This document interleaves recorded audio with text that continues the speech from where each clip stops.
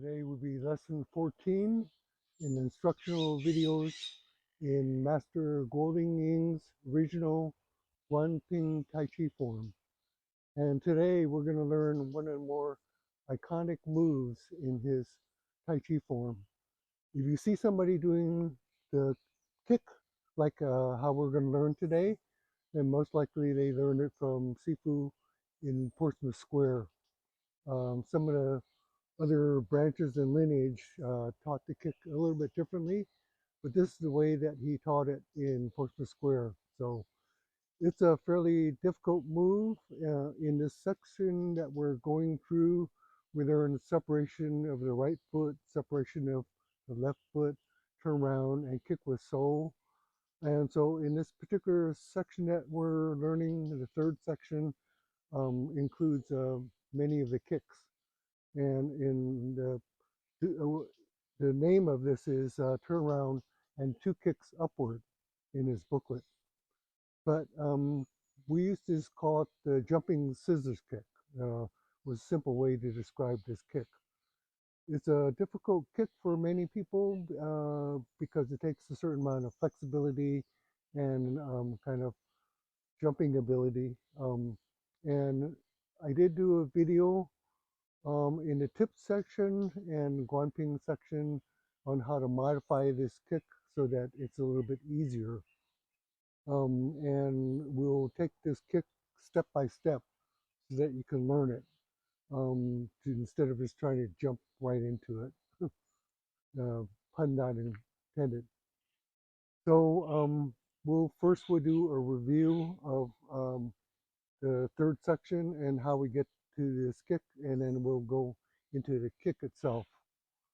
I want to emphasize that in order to do this kick, you need to do your proper amount of stretching. In Sifu Guo's curriculum, all his kicks were straight leg kicks. And of course, if you learn the Shaolin first, then this jumping scissors straight leg kick would not be unfamiliar to you because it's done in the Han Tui form, the first Northern Shaolin form, and Cha Chuan, the second Shaolin form. And so if you had come up through his curriculum doing the Shaolin, then this would actually be a fairly easy interpretation of that move for you. But if you're one of those students that just jumping right into Tai Chi without coming through a Kung Fu curriculum and foundation, then this move might be a little bit more difficult. And in performing straight leg kicks, it's very important that you stretch out the hamstrings. So before practicing this kick, I advise you to do a lot of the stretching, and I have that stretching routine video that you can follow in order to achieve more stretch in your hamstrings. The straight leg kick is again in this particular kick will be pointed toe kick. Separation of the right foot and separation of the left foot was toe back. So those are sole kicks. And this one, as you're doing the jumping kick, the toe is pointed forward. And in addition to just the kick itself, there's a hand action that I want to emphasize. And as we go through the kick progression, first we'll do the hand, and then we'll kind of work the kick into it. So that's how we'll proceed. So we'll take this from where we left off, starting with the third section, and that'll be from fan through arm, green dragon dropping water.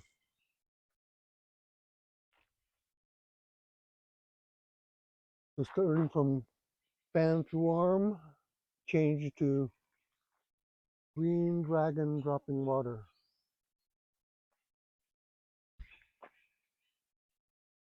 Then single whip.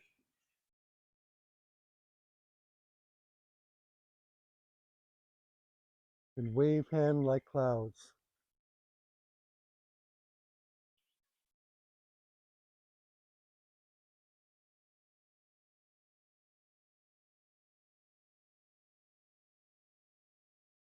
High pat on horse. step up, separation of the right foot, separation of the left foot, turn around, kick with sole, step into wind blowing lotus leaf,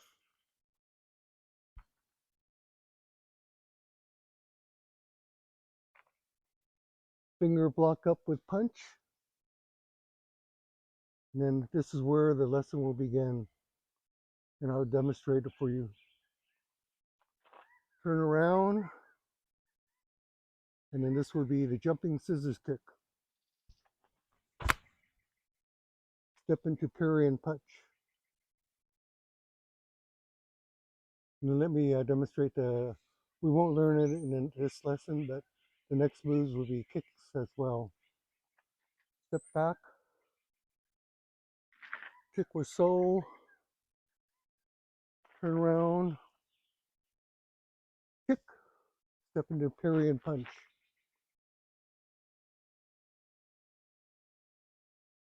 So you can see in this section we have separation of right and left foot, turn around, kick with sole, which are kicking moves, and then the turn around, and then the jumping scissors kick, and then again kick with sole, turn around, and kick with the right sole again, step into parry and punch.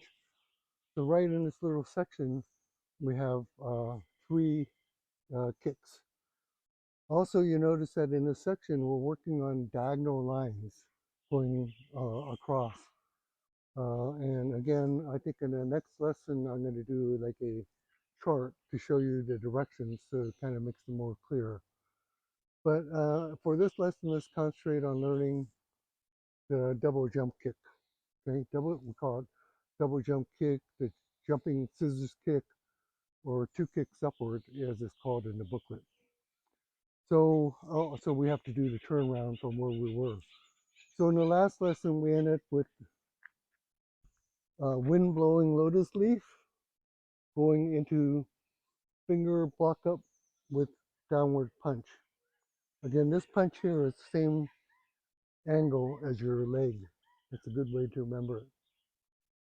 From here, you're going to make a fist, come to your right shoulder, and this will make a semicircle as you turn like that into this double fist, kind of like old boxer stance, old English boxing. So again, from finger block up, this, turn your foot, and then come back. So you're sitting on your left leg with the right toe on the ground. And these are separated probably about 4 arms length.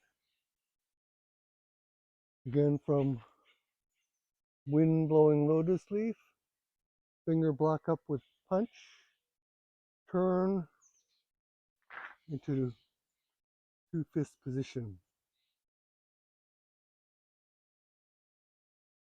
Wind blowing lotus leaf, finish over your knee, block, punch, turn. If you turn your foot first, so you remember, so as you come into the stance, you'll be in the right leg position. So wind blowing lotus leaf, block up and punch, turn your foot, and then turn your body. So again, if you go back to the video I was talking about modifying the scissors kick, and to show you like 3 different ways to just kind of modify the kick so it's easier. That's actually how we're going to start. We're going to go with the easiest and then work into the harder. So from here, I want you to, let's just do the hands like in the last videos. We did like a wave hand like cloud. We just did the hand, wind blowing lotus leaf. We practiced the arms and hands. So in this, let's work on the hand position. In the first kick, you're going to go out, kind of like a feint or a punch, back fist punch. And then on the second kick, you're going to go forward with the hand with the palm down as the foot comes up and slaps the kick. So if you just practice the hand motion be 1, 2, 1, 2, and just do that in a static position after you come over with fists so you get used to the hands. 1, this, open hand, 2. Okay, so let's do that. From wind blowing low sleeve, finger block up with downward punch. Turn, and then 1, this, 2, open hand. 1, 2. So again, wind blowing lotus leaf, finger block up with downward punch. Turn into the double fist position, then 1 and 2. Okay, so we'll add the first kick into that routine. So from wind blowing lotus leaf, finger block up, downward punch. Turn the foot into the double fist position. From here, as you do the fist out, you're going to kick, come up with straight leg kick. That. Again, as in my other instructional videos, you just practice one part over and over so it gets rooted in. So the straight leg kick comes up from here and you're raising up as the kick extends. Same time, the fist goes out here. So from this position here, step and kick.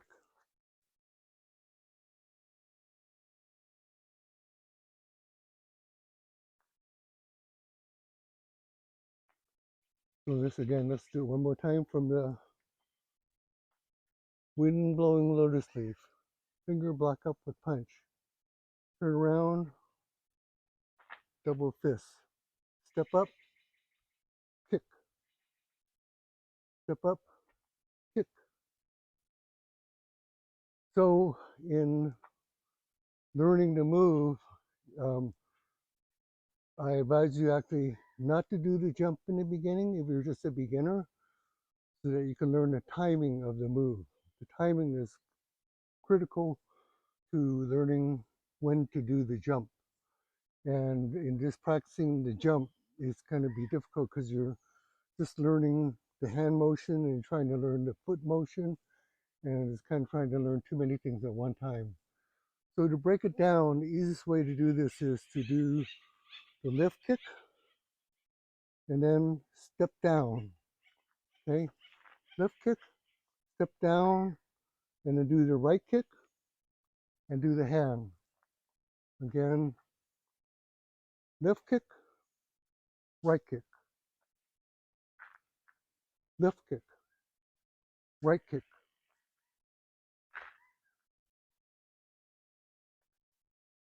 Again, breaking things up makes it a lot easier. So without doing the hands, if you just practice lift kick, right kick, left kick, right kick, and then the hands, left kick, right kick, left kick, right kick. So in learning this learning progression, remember to extend the hands out. You'll find that when you actually get into the jumping portion, that momentum of using the hands action helps you to get that lift into the scissors kick. That's why I'm emphasizing this. So again, from this position here, left kick, right kick.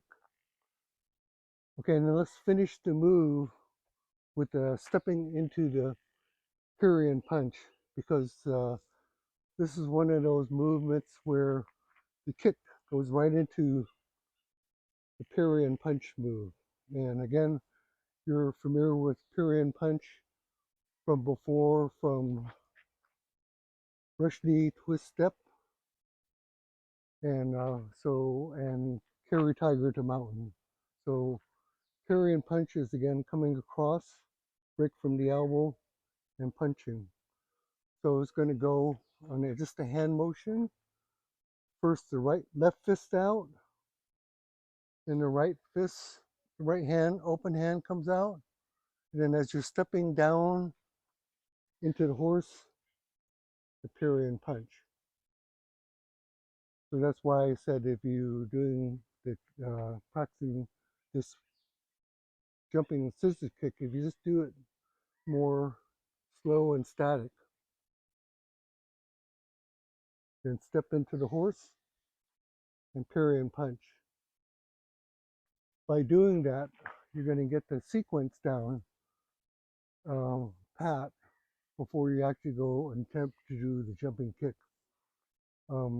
As you're doing the jump, you got to know what you're going to do right after that, so that that takes that momentum right into that parry and punch.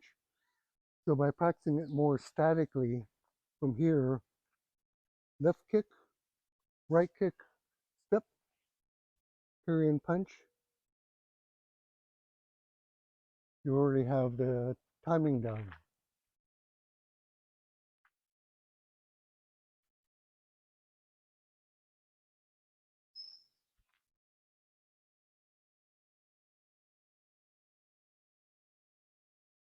So again, from turn around into the two fist position, first fist, left kick, right open hand, right kick.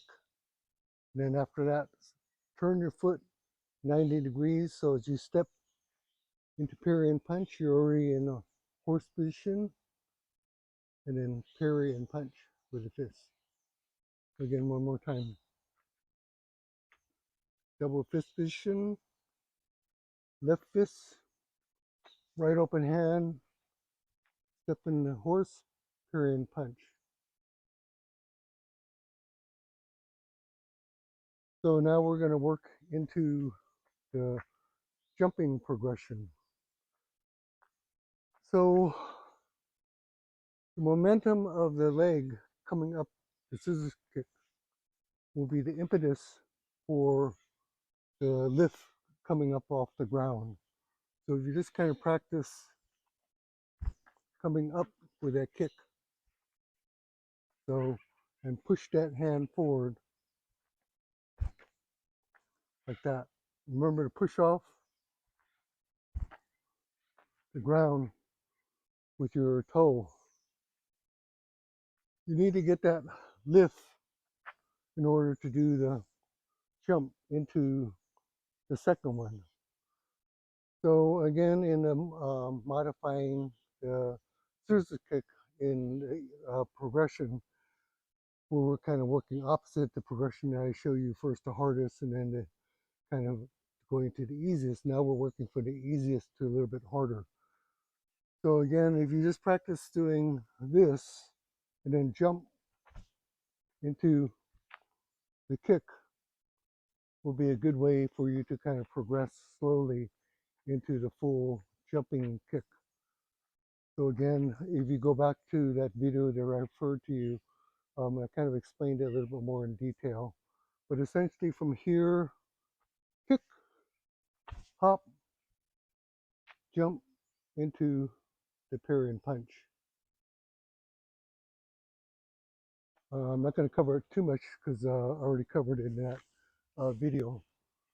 So in order to work into the full jumping kick, again, having the Shaolin Tantui foundation, it was easier to do the jumping scissors kick because we had kind of worked on that through the Tantui. But if you're just kind of learning this straight from no Shaolin foundation, then again, learning how to do that straight leg scissors kick is going to be probably one of the more difficult things in learning the Guanping Tai Chi form. And as I said in that other video, it's not the determining factor, so you can kind of like modify it a little bit till you kind of get the whole sequence down and then kind of go back and work on it.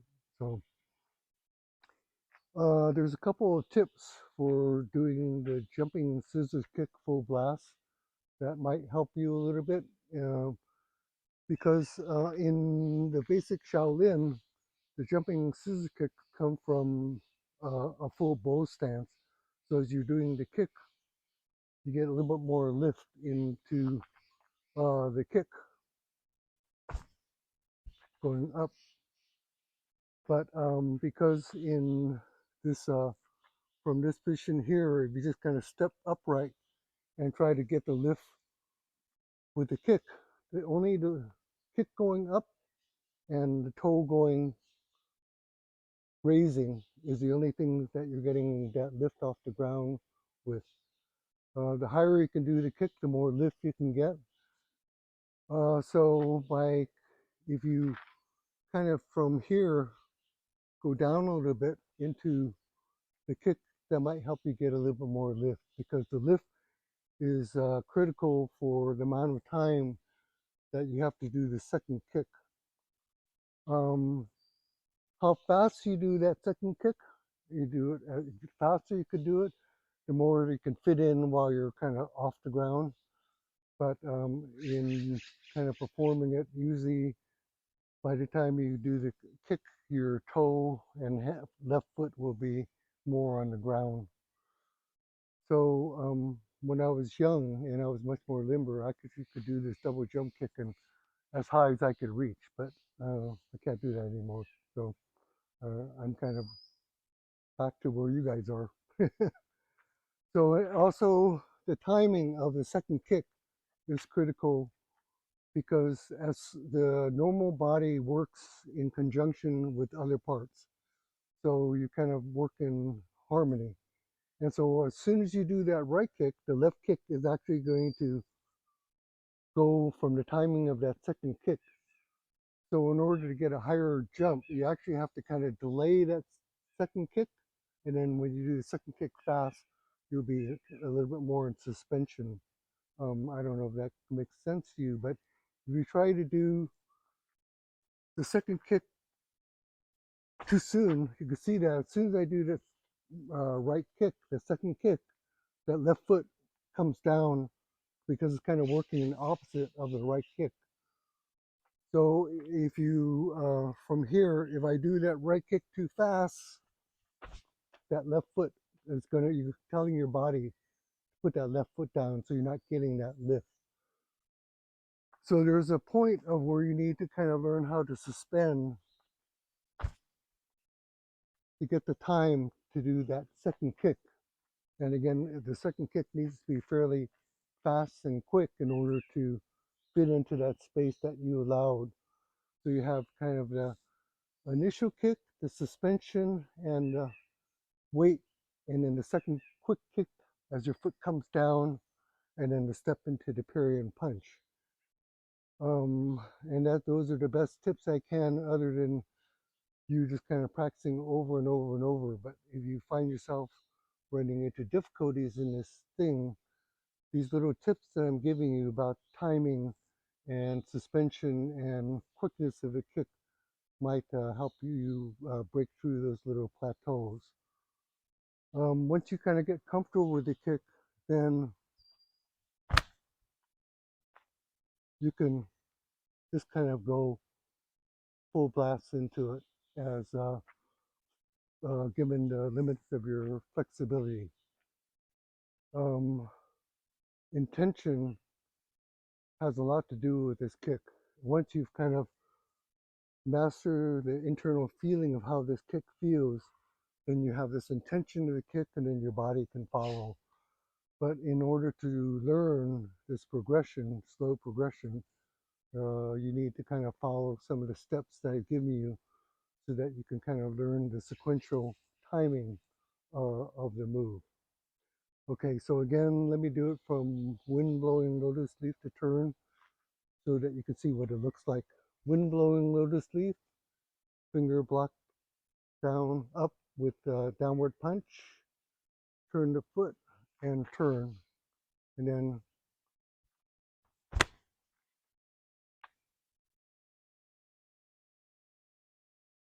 so you can see in that the kick is fast, but then you again go back into the slow Korean punch. So, okay, I hope this lesson provides a lot of information for you to practice this iconic move. The reason why I say it's kind of a distinguishing feature of Sifu's Tai Chi is during the time that we were practicing in Portsmouth Square, there weren't, I didn't see any other Tai Chi forms that had this kind of dynamic kick. Again, Chen Tai Chi hadn't come to the US. So this was a pretty distinct feature. If you saw somebody doing this kick, definitely they had come down through Sifu Kuo Lien Ying's lineage. So it's a pretty exciting and dynamic move. So, okay, thank you. Good luck with the kick.